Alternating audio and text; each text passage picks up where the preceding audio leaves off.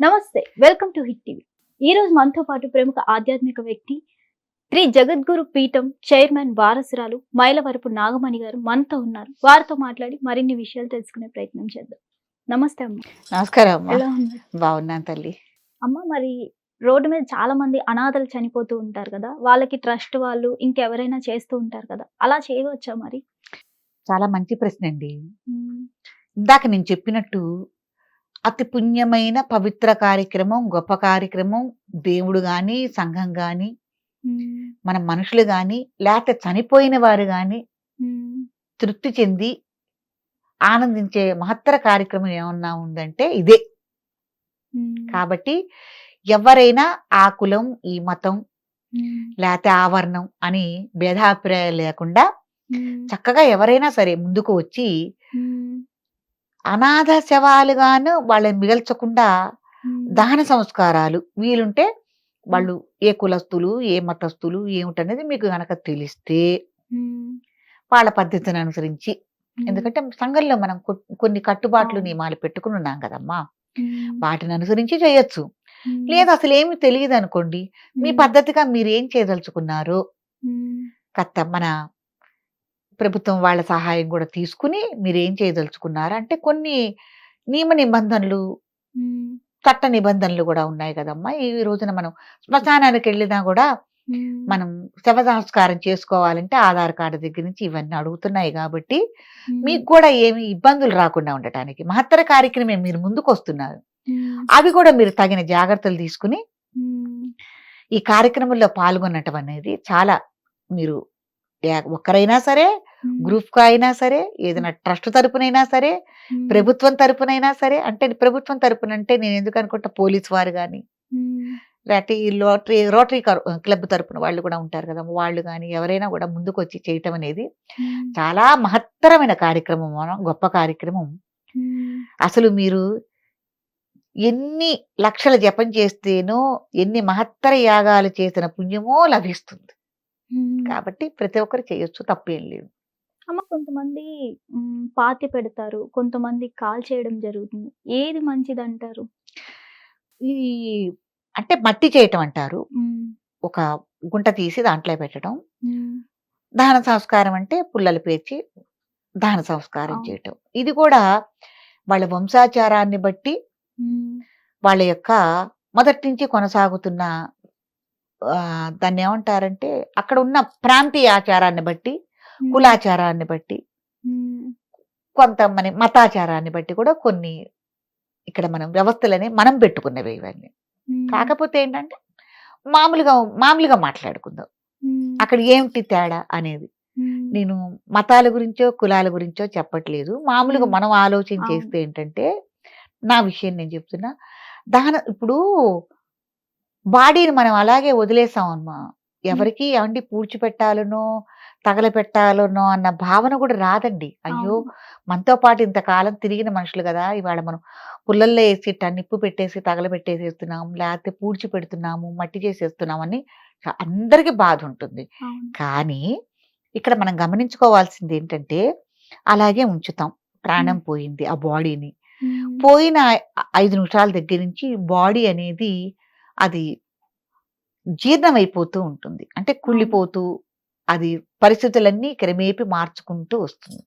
అట్లా హ్మ్. మార్చుకుంటూ వస్తున్న తర్వాత అది దుర్గంధం వస్తుంది. తర్వాత క్రిమికీటకాలు, పురుగులు చేరతాయి, హ్మ్. కుళ్ళిపోతుంది. హ్మ్. మనం మనతో తిరిగిన మనిషిని అలాగే నెల, 2 నెలలు, వారం, 10 రోజులుంచి ఆ దుస్థితిలో చూద్దామా? హ్మ్. లేతే పంచభూతాల్లో కలపటం అంటారు. అవును. అట్లా దహన సంస్కారం చేసి పంచభూతాల్లో కలుపుదామా?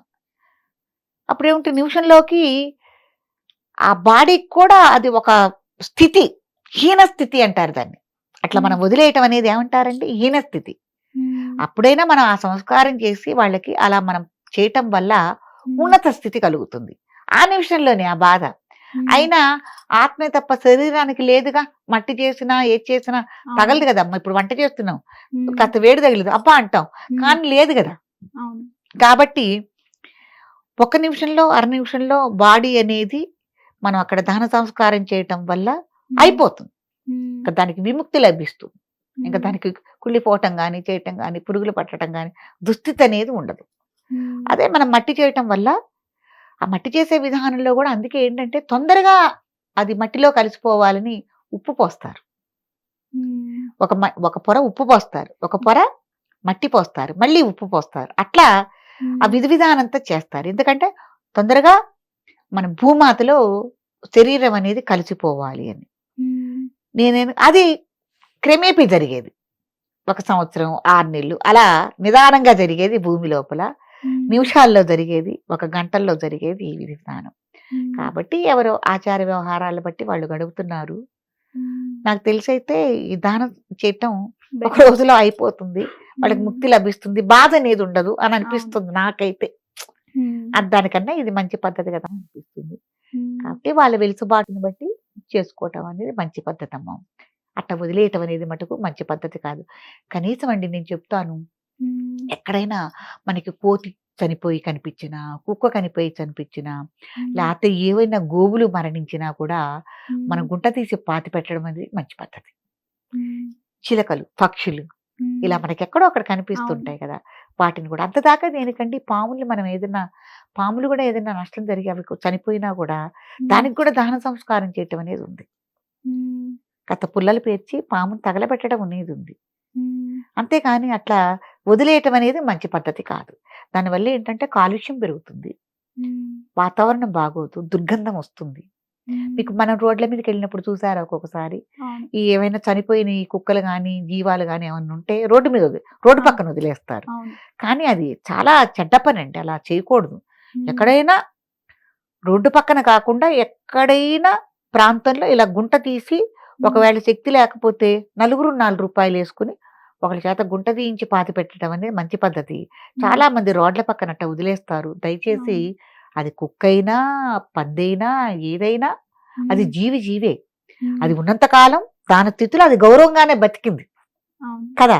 కాబట్టి అనాథగా అట్లా రోడ్ల పక్కన విడిచిపెట్టడం వల్ల ఆ రోడ్డు మించి వెళ్ళే వాళ్ళందరికీ కూడా అది కొద్దిగా ఆ వాసన భరించలేక ముక్కు మూసుకుంటారు. అది పద్ధతి కాదు.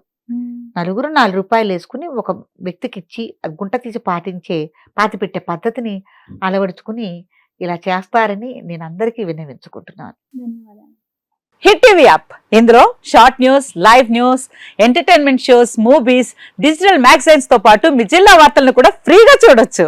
ఇంకెందుకు ఆలస్యం, వెంటనే హిట్ టీవీ యాప్ ని డౌన్లోడ్ చేసుకుని ఫ్రీగా ఎంటర్టైన్మెంట్ పొందండి. Hit TV app. Hit TV app. Please download hit TV app. Hit TV app ని ఫ్రీగా డౌన్లోడ్ చేసుకొని ఎంజాయ్ చేయండి. మీకు నచ్చిన ఎంటర్టైన్మెంట్ కోసం హిట్ టీవీ యాప్ ని ఫ్రీగా డౌన్లోడ్ చేసుకొని ఎంజాయ్ చేయండి. హిట్ టీవీ యాప్ ని డౌన్లోడ్ చేసుకుని ఆస్వాదించండి, ఆశీర్వదించండి. ఇంతమంది సెలబ్రిటీలు హిట్ టీవీ యాప్ ని డౌన్లోడ్ చేసుకోండి అని చెప్తున్నారంటే ఎంత మంచి యాప్ ఆలోచించండి.